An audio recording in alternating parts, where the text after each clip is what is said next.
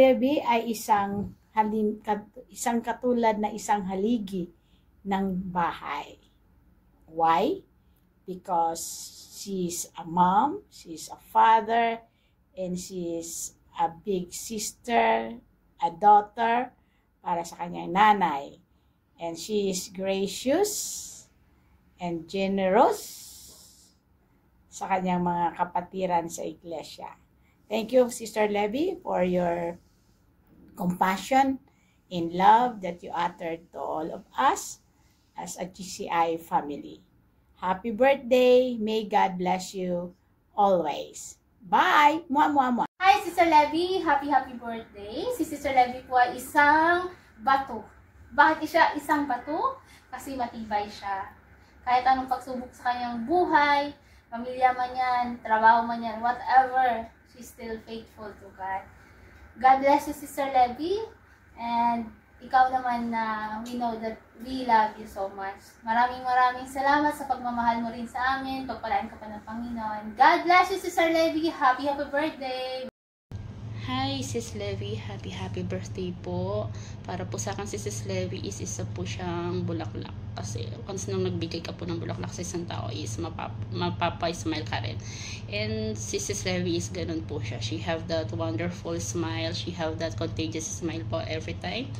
In spite of everything po na all her pagod sa work, all her problems, she always have that smile on her face. Again, Sis Levy, thank you po for being one of my mentors sa GCI. Thank you for encouraging me. Thank you for inspiring me din po. Again po, from your GCI family, we will miss you po and we love you. Enjoy your vacation with your family. And again po, happy birthday. And Hi Sis Levy, si Sister Levy po ay katulad ng isang ilaw dahil siya ay mapag-aruga, mapagbigay, mapagkalinga, katulad ng isang ina na ibinibigay ang init sa isang pamilya. Yan si Sister Levy. Happy birthday Sister Levy. Si Sis Levy ay isang very supportive woman. At saka masabi kong makulit, pero may bunga ang kanyang pagkakulit, especially sa ating mga gawain. She is always there na nagre-remind sa atin. May tiyaga siya, grabe. I love you, Sis Levy, and happy birthday. God bless you, God bless your family. Hello po! Yes po. Blessed and victorious day po. Sa'yo, Sister Levy, bagamat wala ka man dito. We miss you. And your coming birthday po, I know na you're happy, been there, kasama yung mga anak. And my prayers for you is God will provide you all the things that you need.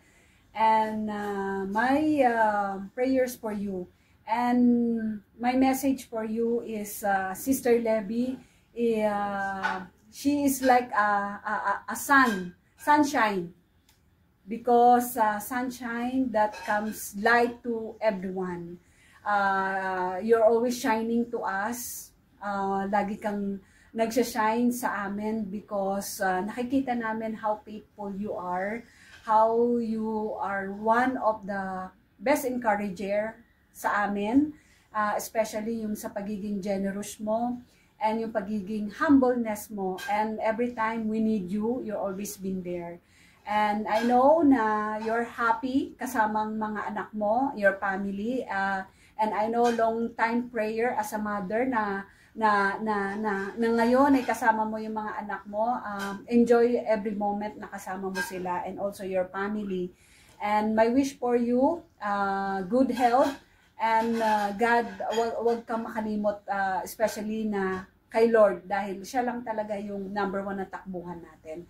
And God bless, Sister Levy. Enjoy your moment and enjoy your vacation. Love you. Sis Levy is very unique.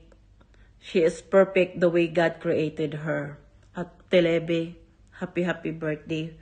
Wish you a good health, more birthdays to come, and strong. I know you are very strong and independent woman.